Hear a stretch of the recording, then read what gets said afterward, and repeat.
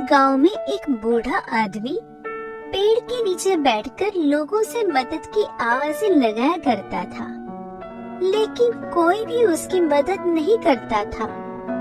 बेचारा वो बूढ़ा आदमी शाम को भूखा पेट लेकर अपने घर जाता।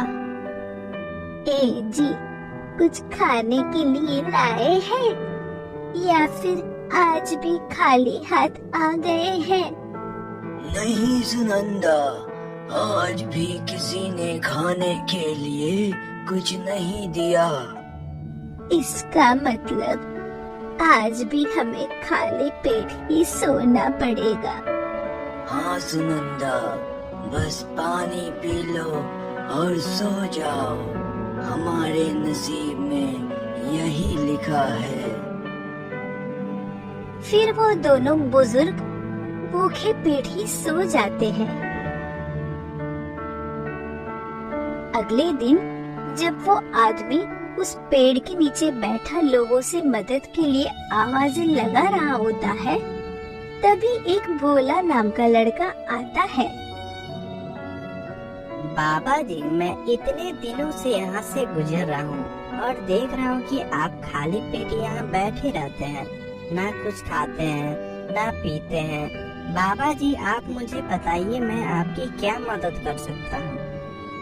बेटा, हम गरीब लोगों की किस्मत में तो भीख मांगना ही लिखा है, लेकिन किसी को हम पर जरा भी रहम नहीं आता। हम तो कई दिनों से खाली पेट सो रहे हैं। बाबा जी, आप बिल्कुल ठीक कह रहे हैं। यहाँ तो लोग झूठे और धोखाधड़ी लोगों को पसंद करते हैं।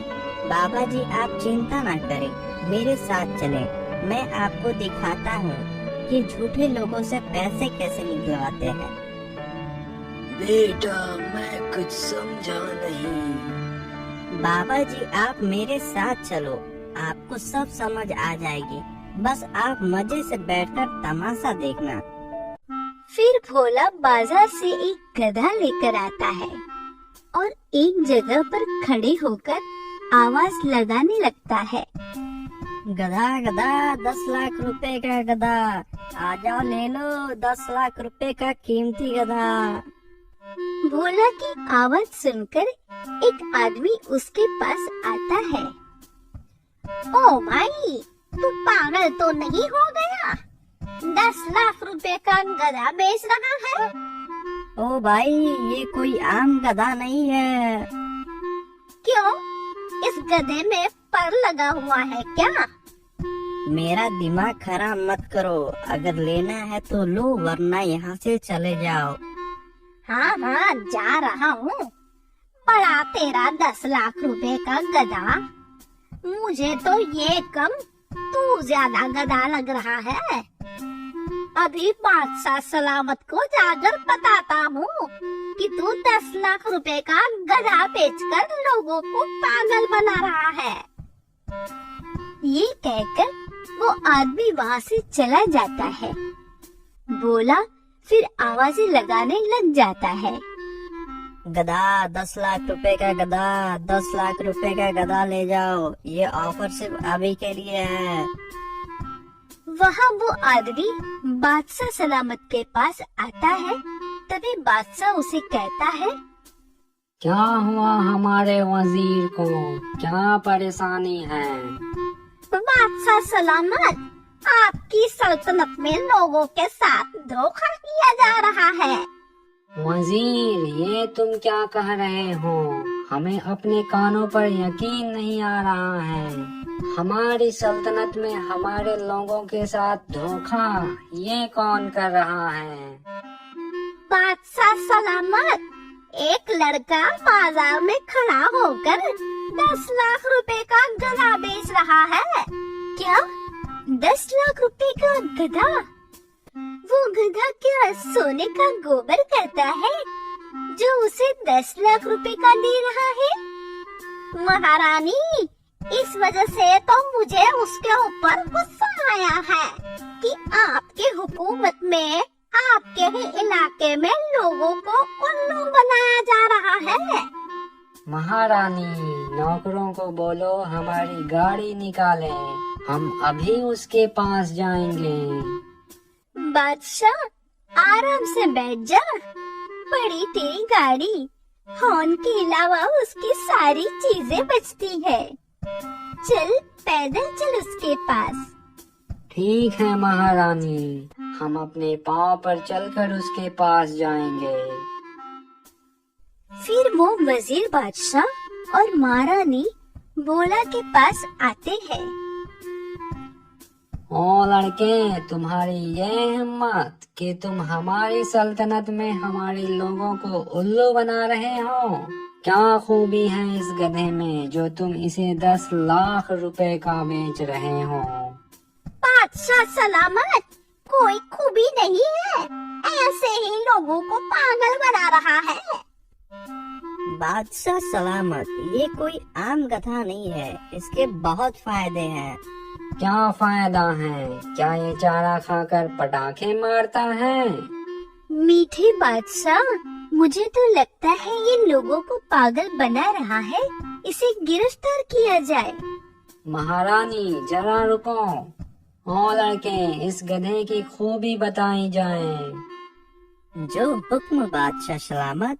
बादशाह सलामत, अगर किसी के रिश्तेदार मर गए हो तो वो इस गधे पर बैठे तो उसे वो रिश्तेदार नजर आ जाएंगे और उससे बातें करेंगे। मतलब अगर किसी के बाप दादा मरे हो तो वो इस गधे पर बैठे तो उसे उसके बाप दादा नजर आ जाएंगे क्या? जी हाँ, वो उसे जिंदा होकर नजर आएंगे। मीठे बादशाह, ये तो एक नंबर का ठग लगता है, ये कैसे हो सकता है? लड़के, अगर तुम्हारी बात सच्ची हुई तो हम तुमसे ये गधा 20 लाख रुपए में खरीदेंगे।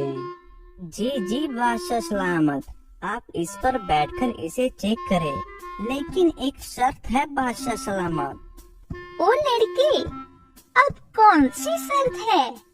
शर्त ये है, जो ईमानदार और नेक दिल इंसान इस पर बैठेगा उसे अपने रिश्तेदार नजर आएंगे और जो बेईमान होगा उसे नजर नहीं आएंगे। वाह, ये तो बहुत काम का गधा लग रहा है। चल मेरे वजीर, इस पर बैठ जा, अभी तेरी ईमानदारी का पता लग जाएगा। अच्छा बादशाह सलामत, मैं इस गधे पर बैठता हूँ, मैं तो बहुत ईमानदार हूँ, मुझे मेरे रिश्तेदार नजर आएंगे। फिर वजीर गधे पर बैठ जाता है, लेकिन उसे कोई रिश्तेदार नजर नहीं आता। ये तो मुझे कोई नजर नहीं आ रहा, इसका मतलब ये लड़का हमें धोखा दे रहा है।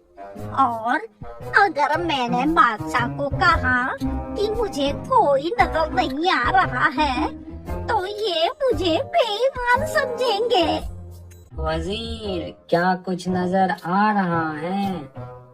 हाँ हाँ बादशाह सलामत, मेरे पापा जान नजर आ रहे हैं। पापा, क्या हाल है आपका? पापा, मुझे आपकी बहुत याद आती है। भाई नीचे उतर जाओ। अरे वाह लड़के, ये तो बहुत अच्छा गधा है। मीठे बादशाह, मेरी जान के तोते, आप मुझसे कितना प्यार करते हो। महारानी, मैं आपसे अपनी जान से भी ज्यादा प्यार करता हूँ।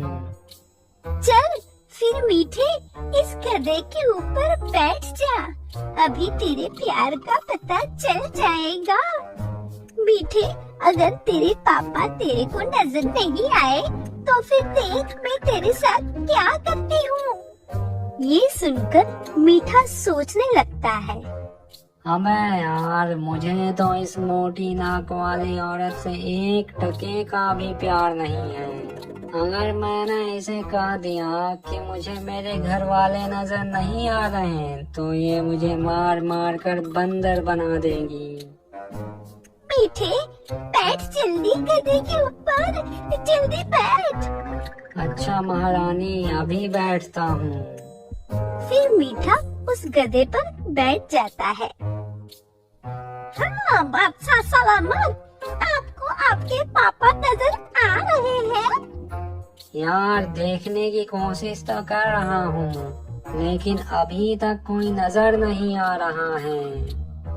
ये क्या कह रहा है मीठे? तेरे पापा नजर नहीं आ रहे?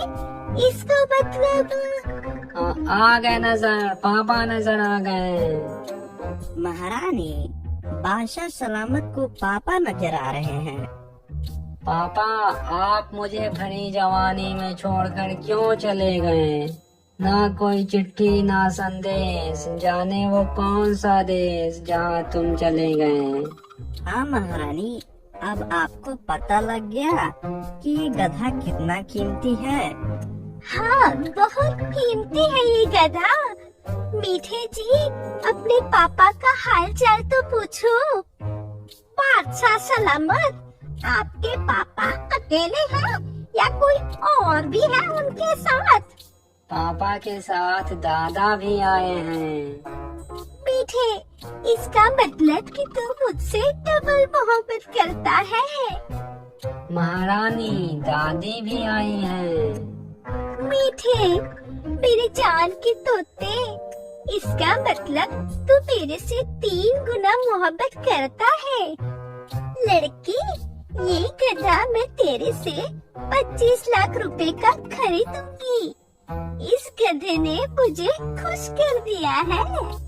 ओ वजीर, जा शाही खजाने से 25 लाख रुपए लेके आ।